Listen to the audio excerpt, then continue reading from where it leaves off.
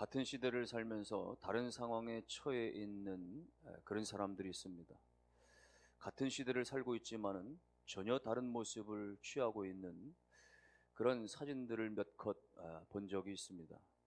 한쪽에서는 이를테면은 아이들이 교실에서 공부를 하고 또 운동장에서 막 뛰어노는 그런 장면인 반면에, 한쪽에서는 다른 사진에는 아이들이 장총을 어깨에 메고 혹은 고장난 탱크의 그 포신 위에 걸터 앉아 있고, 이런 대비되는 장면입니다. 한쪽에는 여성들이 옷에 몸이 착 달라붙는 옷이나 짧은 옷을 입고 거리를 마음껏 활보하는 그런 장면이나, 반대로 다른 쪽에는 그야말로 여인들이 겨우 얼굴을 가리는 그런 히잡을 쓰거나 눈만 겨우 보이게 만드는 전체를 뒤집어 쓴 부르카를 쓰고 그렇게 두려운 눈빛으로 길을 걷는 장면들이 나타나는 것이죠. 한쪽에는 그야말로 살결이 뽀얗고 포동포동한 어린아이를 품에 안고 한껏 미소를 짓는 엄마의 모습이 담겨져 있는 반면에, 또 한편에는 그야말로 전쟁 중에 포탄에 파편을 맞고 피를 흘리며 쓰러진 아이를 부둥켜 안고 오열하는 아빠의 모습이 담겨 있기도 합니다. 같은 시대지만 전혀 다른 상황의 모습에 처해 있는 사람들, 안타깝게도 우리 시대 가운데는 정반대 모습을 가지고 있는 경향들, 우리 작은 사회에서나 국제사회에서나 어디서든지 볼 수 있는 겁니다. 또 그런가 하면은 또 똑같은 상황 속에서도 전혀 다른 모습의 결과들이 낳는 그런 경우들도 있죠. 같은 상황입니다. 같은 조건입니다. 그러나 결과가 달라집니다. 한 가정 안에서 효자가 나기도 하고, 한 가정에서 탕자가 나오기도 하고, 같은 상황, 같은 조건이었음에도 불구하고 누군가는 성공하고 누군가는 실패하고, 똑같은 여건 가운데서 누군가는 도전해서 극복하려고 하고 누군가는 처음부터 아예 포기하려고 하는 경향도 있고, 다르게 나타난다 이겁니다. 여러분, 신앙적인 면에서도 마찬가지입니다. 영적인 측면에서도 마찬가지입니다. 어떤 사람들은 은혜로 문을 열어 제끼는 사람이 있는 반면에, 어떤 사람은 열린 문조차 닫아버리는 안타까운 사람들도 있다, 그런 이야기입니다. 오늘 저와 여러분들, 우리 가정 가운데는 그야말로 열린 문을 닫는 인생이 아니라 그야말로 닫혀진 문들을 활짝 열어 인생의 축복의 문들이 열려지는 은혜의 역사들 일어나게 되기를 주의 이름으로 축원합니다. 우리가 읽은 본문의 말씀에서 우리는 두 사람을 대조적으로 보게 되어지는 거예요. 셈나와 엘리야김이라고 하는 이 두 사람을 통해서 같은 시대, 같은 조건, 같은 직위를 갖고 있었으나 그러나 그들의 결과는 판이하게 달라졌다라고 하는 사실들을 우리가 발견하게 됩니다. 한 사람은 은혜로 문이 열려진 인생이 되어졌지만은, 한 사람은 그야말로 받은 은혜의 문을 오히려 닫아버리는 인생이 되어지고 말았다, 그런 이야기예요. 22절 말씀 봅니다. 22절에 내가 다윗의 집의 열쇠를 그의 어깨에 두리니 그가 열면 닫을 자가 없겠고 닫으면 열 자가 없으리라. 그가 열면 닫을 자가 없고 그가 닫으면 열 자가 없으리라. 오늘 이 말씀이 저와 여러분들에게 주시는 하나님의 은총의 말씀이 되시기를 주님의 이름으로 축원합니다. 오늘 우리 가운데 하나님께서 은혜로 영적인 문들이 활짝 열려주시기를, 신앙의 축복의 문들이 활짝 열려주시기를 주의 이름으로 축원합니다. 건강의 문도 열려주시기 바라고, 물질의 문도 열려주시기를 바라고, 자녀들의 앞길의 진로의 문들도 활짝 열려주시는 하나님의 은혜가 있게 되기를 주의 이름으로 축원합니다. 어떻게 인생에 그 축복의 문들이 열려질 수 있을까요? 인생의 문을 그렇게 은혜로 열어갈 수 있으려면 우리는 어떻게 해야 될까요? 하나는 공 같은 인생으로 끝나지 말아야 된다, 그 이야기입니다. 오늘 셈나라고 하는 인물을 먼저 살펴보면 그는 하나님께 큰 은혜를 받았어요.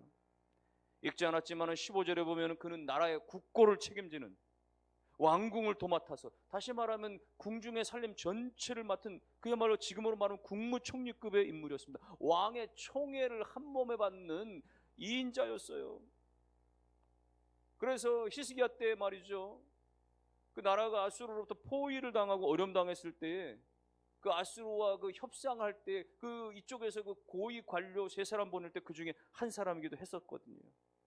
셈나는 정부 요직에 앉았었던 중요한 인물이었습니다. 하나님께 은혜 받은 인물이었어요. 그런데 그의 인생은 어떻게 끝나는가?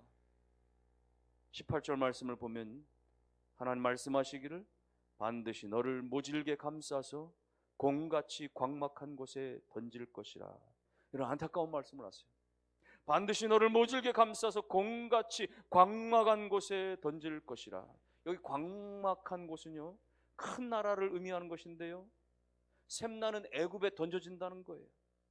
실뭉치처럼 하나님께서 둘둘 감아버려가지고 드넓은 그 광에, 그 땅에 말이죠, 광막한 곳에 획하고 하나님께서 공처럼 던져버리시겠다. 공같이 던질 것이라. 여호와께서 그렇게 아주 멀리 집어던져 버리시니 어떻게 되는 거예요? 그는 결국 애굽으로 던져졌거나 혹은 애굽에서 도망쳐서 나중에 바벨론의 포로로 끌려갔거나, 결국은 그렇게 성경에서 정확히 셈나의 인생에 대해서 기록하고 있지 않지만은 결국은 그렇게 이방 땅에서 죽어져 가고 말았던 거예요. 여러분, 이스라엘 백성들에게서 가장 수치스러운 것 중에 하나는 뭐냐? 자신의 고향 땅에 묻히지 못하고 버려지는 인생, 객사하고 이방 땅에 가서 흘러 그렇게 죽게 인생을 마무리하게 되어지는 것이에요. 가장 부끄럽고 가장 불행한 인생이라고 이야기해지는 거예요. 오늘 셈나가 그렇게 되어졌던 것이죠.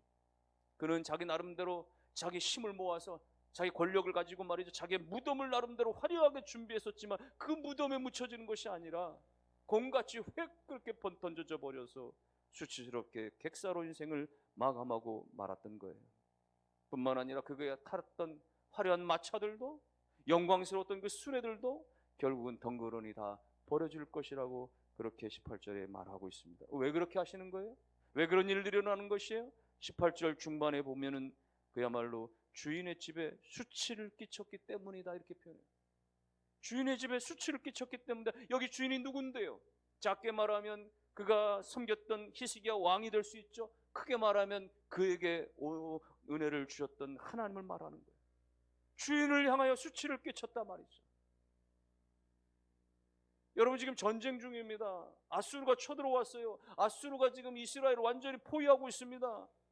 너무나 급박한 상황인 거예요. 왕의 입장에서는 말이죠, 성전에 붙어있던 금쪽아리들, 성전문에 붙어있던 금쪽아리까지 다 벗겨가지고 지금 적국의 나라에다 조공이라도 바쳐서 이 문제를 해결할 수밖에 없는 너무나 절체절명의 위기 상황 가운데 있는 거예요. 그런데도 불구하고 이 막중한 상황 가운데 셈나는 사리사욕을 채우고 있었다, 그 이야기입니다. 16절을 보면은, 16절 중반에 보면은 여기서 너를 위하여 묘시를 팠느냐, 높은 곳에 자기를 위하여 묘시를 팠고 반석에 자기를 위하여 처소를 주었다. 지금 이 막중한 국가적인 상황 가운데서도 불구하고 셈나는 자기의 그런 권위를 가지고, 권세를 가지고 말이죠, 자기의 그 권력을 동원해서 말이죠, 사리사욕을 채우는 거예요. 자기의 장차 묻혀질 묘신이나 파고 자기의 처소나 파고 있고 말이죠. 나라는 지금 풍전등화와 같은 상황 가운데 빠져 있는데 화려한 자기의 무덤을 만들고 있었다. 받은 은혜를 무시하는 거죠. 배신하는 거죠. 하나님께 받은 은혜를 은혜로 여기지 못하고 누리지 못하고 오히려 오용하고 남용하면서 결국은 하나님의 손에 그는 공처럼 획하고 던져져 버리는 인생이 되고 만다, 그 이야기입니다. 여러분, 오늘 우리가 하나님께로부터 받은 은혜를 은혜로 인정하고 고백하면서 그 은혜 안에 누릴 수 있는 그런 모습이 되어야 됩니다. 사는 게 모두 다 하나님의 은혜 아닙니까? 내 인생에 다 하나님의 은혜 아닙니까? 나를 여기까지 인도하시고 생명 주시고 호흡 주시고 오늘 이때까지 인도하신 이가 하나님 아니십니까? 내게 가정을 주시고 가족을 주시고 자녀를 주시고 저들의 앞길을 인도하시는 하나님, 모든 것이 다 하나님의 은혜 아닙니까? 내가 오늘 이렇게 힘을 내서 주의 전에 올라올 수 있는 것, 건강 주신 것 다 하나님의 은혜 아닙니까? 모든 것이 다 하나님의 은혜인데 그 은혜를 은혜로 여기지 못하고 그 은혜를 넘어서서 우리가 오용하고 남용하면은 결국은 하나님께 버려질 수밖에 없는 인생 될 수밖에 없다는 거예요. 오늘 저와 여러분들이 다 하나님의 은혜를 은혜로 인정하면서 그야말로 오늘 샘나처럼 사는 것이 아니라 오직 그렇게 하나님의 은혜를 영광 돌리며 살 수 있게 되시기를 주의 이름으로 축원합니다. 하나님의 은혜 가운데 초대 왕이 됐어요. 사울 왕이. 이스라엘의 초대 왕이 된 건 얼마나 영광스러운 일이에요. 그런데도 불구하고 그는 끝까지 겸손하게 섬기지 못하고 마지막 교만으로 치달아서 결국은 버려지는 인생 되고 말았던 겁니다. 하나님의 은혜 가운데서 초대교회의 헌신자 중에 한 사람으로 이렇게 부름을 받았지만은 그러나 하나님을 속이고 결국은 처참하게 인생을 마감한 아나니아와 삽비라와 같은 모습으로 전락되어서는 안 되는 겁니다. 하나님의 은혜 가운데 숱한 그 광야의 어려움들을 다 지나서 요단강을 건너서 그렇게 가나안 땅에 들어갔지만은 가나안 땅의 풍요를 제대로 누리지 못하고 마침내 결국 욕심 때문에, 자기의 재물에 대한 욕심 때문에 말이죠, 일가족이 다 몰살당해 버리고 말았던 아간과 같은 삶이 되어서는 안 되는 것입니다. 하나님의 은혜 가운데 예수의 제자 가운데 한 사람으로 부름을 받았지만 그래서 신뢰도 얻고 마침내 그들 모임 가운데 재정을 맡은 사람이 되어졌지만 그럼에도 불구하고 결국은 마귀에 빠져서 자기의 스승을 팔아버리고 자살로 인생을 마감한 유다 같은 인생이 되지 말아야 하는 것입니다. 하나님의 은혜 가운데 일곱 집사 가운데 초대교회 일곱 집사 가운데 한 사람을 뽑혔지만 이단에 빠져버려가지고 결국 이단의 괴수가 되어져 버린 니골라 집사와 같은 사람이 되어져서는 안 되는 것입니다. 모든 것이 하나님의 은혜인데 하나님이 나에게 은혜를 주셨는데 그 은혜를 은혜로 영광을 돌리지 못하고 내 욕심 가운데 그렇게 치우쳐서 그렇게 마침내는 비탄의 길로 나아가는, 그래서 오늘 샘낫처럼 버려지는, 공처럼 버려지는 인생 되지 마시고 오늘 하나님 안에서 끊임없이 감사하며 겸손으로 나아감으로 말미암아 은혜로 문을 여는 축복의 인생이 다 되실 수 있기를 주님의 이름으로 축원합니다. 은혜로 문을 여는 축복의 인생이 되려면 두 번째, 단단한 곳에 박힌 못과 같이 쓰임받아야 돼요.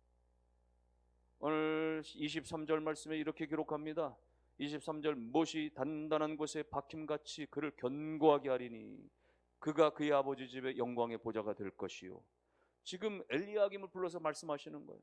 셈나와 같은 시대를 살았던 엘리야김을 통해서 하나님 말씀하시는 것은 못이 단단한 곳에 박힌 것 같이 저를 견고하게 하리니 그가 그의 아버지 집의 영광의 보좌가 될 것이다. 하나님께서 엘리야김을 통해서 말이죠, 견고하게 해주시겠다라는 거예요. 가문의 명예를 그를 통해서 빛나게 해주시겠다라는 거예요. 집안 전체가 다 그를 통해서 부유함과 영광을 누리게 하시겠다라고 하시는 거예요. 여호와께서 20절에 보면 그날에 내가 여호와께서 하시겠다라는 거예요. 엘리야김 자체가 뭐 특별나서 그렇게 받은 게 아니에요. 순전히 하나님의 은혜로 말미암아 하나님께서 엘리야김을 불러내시고 그에게 이렇게 축복해 주신 것입니다.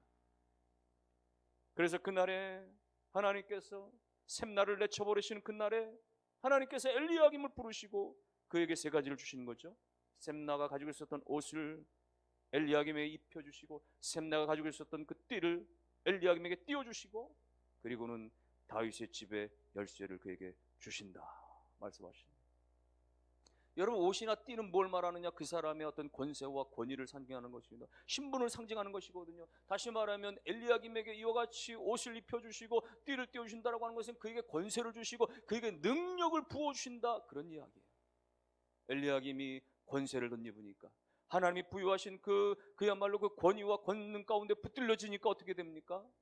아수르 군대와의 이 협상 가운데 그가 대표로 나가게 되죠. 그래서 결국은 협상 가운데 참여해서 말이죠, 그 마침내는 하룻밤 만에 하나님의 역사 가운데 적군의 그 아수르 군대 18만 5천 명이 다 물리쳐지게 되는 놀라운 역사 가운데 오늘 엘리야김이 쓰임받게 되어진 것이에요. 떠나가서는 유다와 예루살렘 가운데 아버지와 같은 그런 어른의 존재로 엘리야김이 그렇게 사용되어진다는 것입니다. 어른은 뭐예요?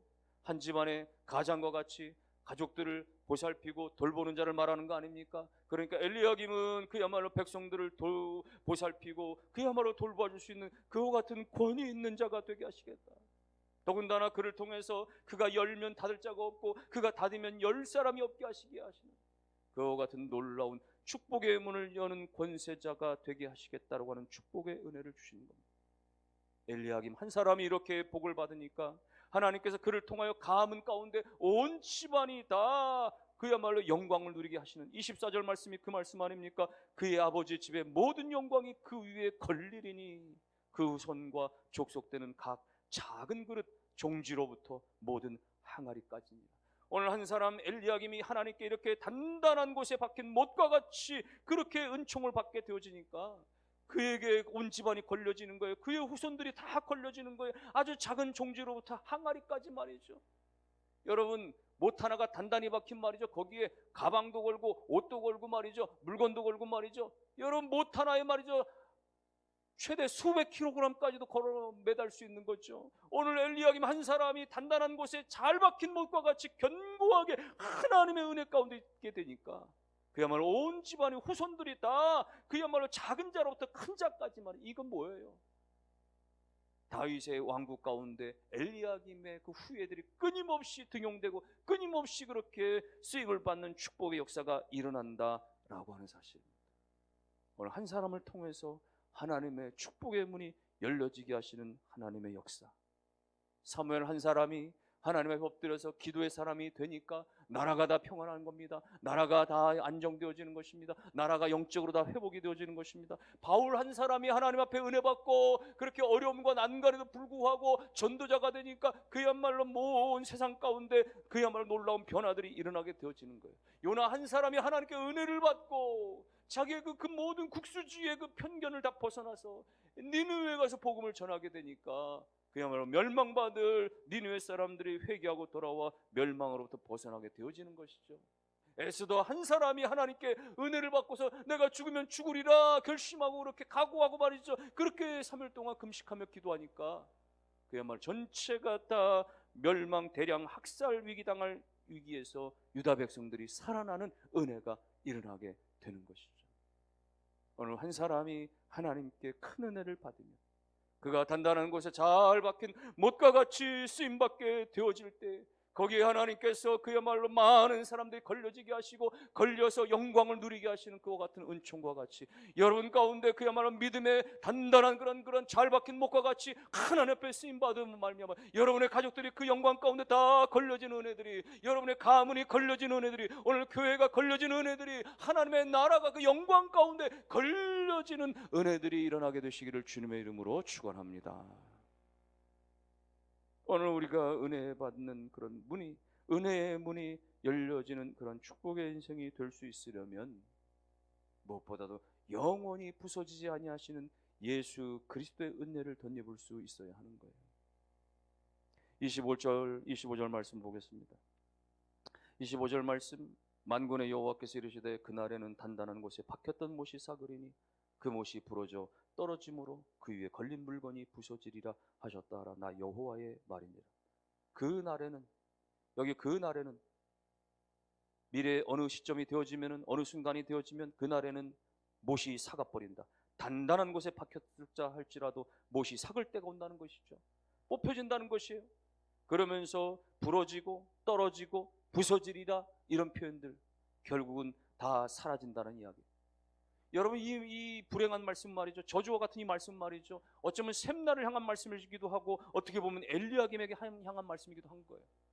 셈나가 이스라엘을 상징한다고 한다면 엘리야김은 유다를 상징할 수 있는데 말이죠. 이스라엘은 이미 아수르 군대에 대해서 파멸을 당해요.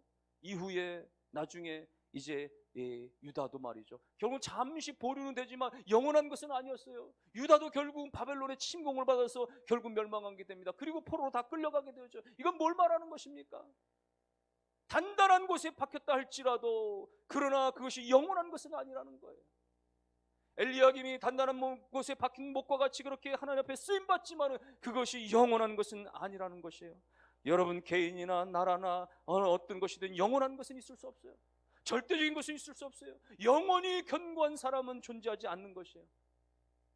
오늘 우리 가운데 영원히 변함이 없는 그런 근본적인 모델은 사람들이 될 수 없는 거예요. 아무리 성경의 위대한 인물이라도 그렇게 될 수 없는 거예요. 믿음의 조상 아브라함도 오늘 우리 가운데 교훈은 될 수 있지만 오늘 우리 가운데 근본적인 모델이 될 수는 없는 거예요. 그도 역시 예수 그리스도의 십자가의 그림자에 불과하고 모형에 불과한 거예요.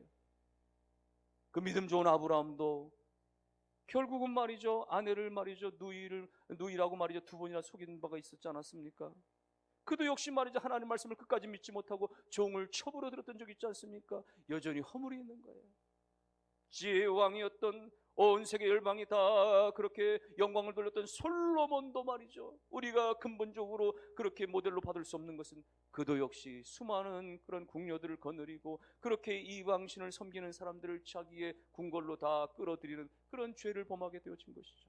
다윗도 위대한 신앙인이었지만 그도 역시 가늠한 바 억울하게 그렇게 부하를 말이죠, 억울한 자리에 죽게 만들었던, 그도 역시 우리 가운데 근본적인 모델 될 수 없는 것, 사도 중에 제일이었다고 말하는 베드로도 역시 주님을 부인하고 저주의 자리까지 있었지 않았습니까? 바울도 마찬가지, 자신을 세워주었던 그 바나바와 마가의 문제로 갈라섰던 적이 있었지 않습니까? 성경에 위대하다라고 하는 모든 인물도 다 불완전한 거예요. 다 연약한 존재인 거예요. 어떤 면은 위대하지만 어떤 면은 그렇지 못한 면을 다 가지고 있는 것이죠. 오늘날의 교회 안에 목사도 마찬가지, 장로도 마찬가지, 오늘날의 어떤 특별한 어떤 축복의 간증을 가지고 있는 사람도 다 마찬가지인 거예요. 그들 안에 아름다운 면모가 있는 반면에 그렇지 못한 면모가 있는 거예요. 그러니 그들 가운데 실수를 바라보고 그들 가운데 이제 어두운 면모를 바라보고 우리가 실망하고 말이죠, 우리가 그렇게 낙심 가운데 말이죠, 그렇게 시험에 빠질 이유가 없는 거예요. 사람 바라보면 그럴 수밖에 없는 거예요. 오늘 우리 가운데 가르쳐주는 말씀이 무엇입니까? 왜 25절이 말씀하시는 그 견고한 곳에 박혔던 못도 마침내는 그날이 되어지면 다 사가지고 떨어져 버릴 것이라고 이야기하는 것입니까? 이 땅에는 영원한 것이 없다라고 하는 거예요. 사람들은 영원한 것이 아니라는 것이에요. 우리가 바라볼 것은 오직 예수 그리스도, 완전하신 것은 예수 그리스도, 우리 가운데 온전한 은혜를 주시는 영원하신 분은 예수 그리스도밖에 없다라고 하는 사실을 가르쳐 주는 것이에요. 엘리야김이 받았던 그 축복의 그 모든 영광을 다 받았던 것을 가지고 있다고 할지라도 그 안에 예수 그리스도가 없으면 아무런 소용이 없는 겁니다. 세상에 어떤 명예와 권력과 물질을 가졌다고 할지라도 그 안에 예수가 없으면 아무것도 아닌 것인 거예요. 인생의 온전한 축복의 문을 여는 열쇠는 오직 예수 그리스도, 오직 예수 그리스도 한 분뿐이심을 믿으시기를 주님의 이름으로 축원합니다. 여러분, 열쇠가 안방문 열쇠가 있고 들어가서 장롱의 열쇠가 있고 장롱을 열어서 거기에 보석함의 열쇠가 있다고 할지라도, 그러나 그 집에 들어가는 현관문의 열쇠가 없으면 그 말짱 꽝입니다. 아무리 큰 걸 다 가지고 있어도 말이죠, 아무리 왕성한 걸 가지고 있어도 말이죠, 그 모든 것을 열어주실 예수 그리스도의 십자가의 열쇠가 부재하면 아무것도 아닌 것이, 다 내 것이 될 수가 없는 것에 불과한 것입니다. 오늘 천국문의 열쇠가 되신 예수 그리스도를 온전히 구주로 믿고 그분 안에서 모든 문에 열려지는 축복의 역사가 우리 안에 있게 되시기를 주님의 이름으로 축원합니다. 알프스에 말이죠, 어느 봉우리에 올라가면 하얀 대리석으로 만든 십자가 하나가 세워져 있다고 해요. 거기에는 오직 예수 그렇게 적혀 있다는 겁니다. 오래전에 어떤 가족이 알프스로 여행을 갔다가 그래 가족이 산행을 하는데 거의 정상에 이르렀을 쯤에 말이죠, 딸아이가 실족해서 결국은 거기서 사망하겠다. 너무나 이 아버지는 충격을 받아가지고 말이죠, 그야말로 그 충격에 휩싸여서 헤매어서 견딜 수가 없는, 그는 많은 재물을 가지고 있는 사람이지만 돈으로서 그의 참혹한 마음이 그야말로 어떤 위로를 받을 수가 없고, 그는 사회적인 명망과 지위를 가지고 있었지만 그러나 그것들이 결국 자기의 그 참혹한 마음의 심령을 조금도 그야말로 위로할 수 없는 그 상황 속에 너무나 비참하고 비탄 가운데 빠져 있을 때 예수 그리스도의 십자가 사랑이 깨달아지고 그 십자가의 은혜로 말미암아서 다시 이제 소망을 가지고 다시 큰 위로 가운데 일어난 뒤에 그가 다시금 그 자리에 올라가서 말이죠, 그렇게 아름다운 십자가를 세워 오직 예수라 남겼다는 이야기입니다. 여러분이요, 오늘 우리가 인생을 살아가면서 크고 작은 어려움을 당할 수 있습니다. 여러 가지 환난을 당할 수 있습니다. 그 모든 환경 가운데서 우리 가운데 참된 위로자가 되어주시고 우리 가운데 참된 소망이 되어주시고 우리 가운데 참된 용기와 힘과 쇠임을 더해주시는 분은 오직 예수 그리스도 한 분뿐이심을 믿으시기를 주님의 이름으로 축원합니다. 여러분 가운데 예수만 남으시기를, 예수 믿고 거듭나서 마침내 우리 가운데 그야말로 삶이 변화되어지고 우리 가운데 말이죠, 이 세상 자랑하던 것들, 옛날 자랑하는 것들 다 벗어버리고, 우리 가운데 말이죠, 그렇게 쉽게 화를 내는 것들도 다 벗어져 버리고, 남의 말을 많이 하고 남을 흉보고 말이죠, 그렇게 남을 평가하고 비판했던 것들도 다 사라져 버리고, 오늘 우리 가운데 세상의 쾌락을, 연락을 즐겼던 모든 것들도, 욕심도 또 질투도 이기심도 다 벗어버려져 버리고, 이제는 우리 안에 오직 예수 그리스도만 존귀하게 되어지는, 이제는 우리 안에 오직 예수 그리스도만 자랑되어지는, 예수님만 높이며 예수님 한 분만으로 만족하는 그런 인생 되실 수 있기를 주님의 이름으로 축원합니다. 모든 것이 다 하나님의 은혜, 어느 것 하나도 하나님의 은혜가 아닌 것이 없는 우리의 인생 가운데서 그 하나님의 은혜를 하나님의 은혜로 인정하지 못하여 우리의 욕심 가운데 치우쳐서 마침내는 그렇게 주님께로부터 획하고 버려지는 공 같은 인생으로 전락하지 말고, 오늘 우리가 하나님의 은혜 안에 겸손히 낮아짐으로 말미암아 단단한 것에 박혀진 못과 같이 그렇게 하나님 앞에 쓰임을 받는, 그래서 나뿐만 아니라 나를 통하여 가정이, 나를 통하여 많은 사람들 가운데 유익과 아름다운 선한 영향력을 미치는 축복의 통로가 다 되어주시기를 주님의 이름으로 축원합니다. 우리의 생을 살아가면서 시작도 예수와 함께, 과정도 예수와 함께, 마지막도 예수와 함께, 오직 예수로 말미암아 내가 있습니다. 예수님 말고는 내가 존재할 수가 없습니다. 예수님만 찬양하며 예수님만 높여드리며 예수님만으로 인하여서 기뻐하며 감사하는 우리의 모든 인생들이 다 되실 수 있기를 주님의 이름으로 축원합니다.